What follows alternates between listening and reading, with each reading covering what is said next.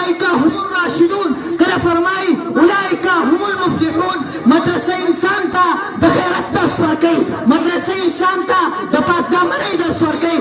رب کائنات فرمایي ولا تقربوا الزنا. ورونو مدرسه معاشرې ته د خلفای راشدینو په شان خلک ورکوي. مدرسه معاشرې ته د امام بخاري رحمه الله، امام مسلم رحمه الله پرنګ محدثین ورکوي. مدرسه معاشرې ته دغه شان مدرسه معاشرې ته د عبدالله ابن مبارک رحمه الله په شان مجاهدین ورکوي. مدرسه د حافظ ابن قیم، د حافظ ابن تیمیه رحمه الله په شان اکابرین تیاری. عرض میدار محترمو، مدرسه هغه خلق تیاری چې رب کائنات په خپل عظیم کلام کې د هغې صفت کوي.